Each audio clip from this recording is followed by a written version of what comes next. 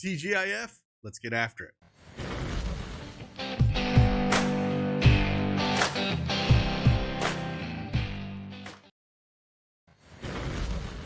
Hey, good morning, everyone. It is Craig Bennett from Daily Edge Sports, and I'm back for another PrizePicks video. Yesterday on the 6 picks that I gave out across PrizePicks and DraftKings Pick 6, we ended up going 4-2. Had the stinking hook on Levert. I thought we had that with clean sweep on DraftKings Pick 6. And then also yesterday, clinging, man, 17 minutes. Chauncey Billups comes out and says, hey, he's shown that he can handle starter minutes. He starts. We don't have any Ayton. He plays 17 minutes. So I don't get it. I don't know.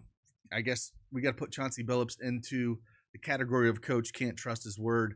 Not sure he's up there to Steve Kerr yet, but getting pretty close to it. But with that, we're on a 36-11 run on our last 47 picks I've given out on here. If you want to join along, use that promo code CashKeg. Play $5, get $50 instantly. Let's get after it. Let's talk about Friday.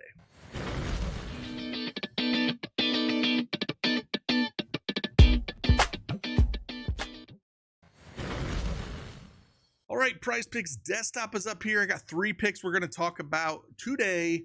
One that's moved quite a bit, but I still like it. We might start on that one, but let's do some housekeeping first. Head on over to our Goblins tool. One thing that we do have, we have a Goblins and Demons tool here, and I went 9-1 yesterday with the Goblins. If you're looking for any of these, and we have a new subscription model up there. We have tools, so we've replaced our Premier with tools. So if you want access to all the tools we have that have the Goblins, have any of the tools that we have for any of the sites that we have, we've replaced it and put tools in here so you can get access to all these things, like the Goblins tool, anything Prizepicks, Underdog, Sleeper. We got a little bit of everything in there, and you get access to that. So we decided to do that.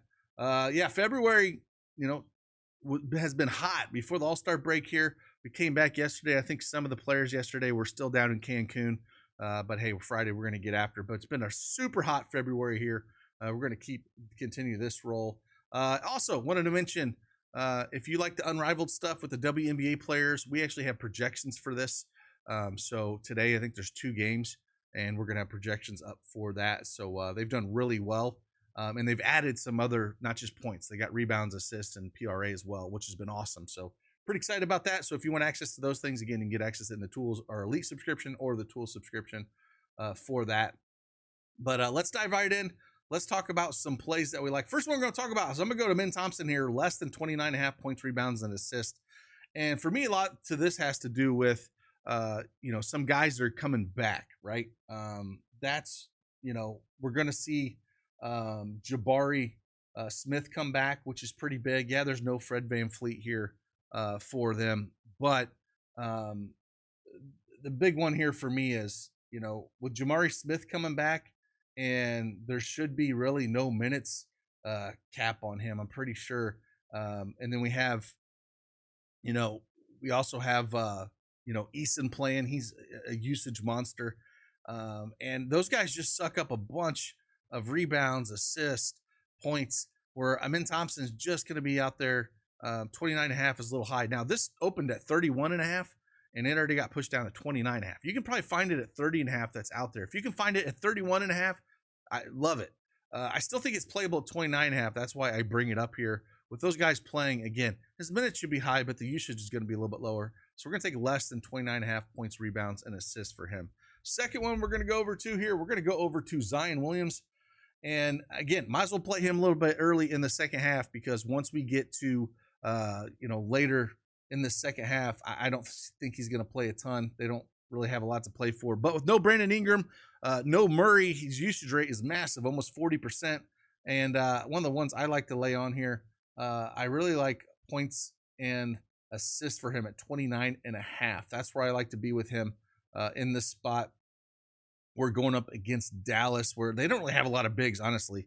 I'm going to talk about on the other side of the ball a guy I like, but they're just, the injuries are just absolutely killing them. There's no AD. Of course, he comes over. He can't even finish a whole game.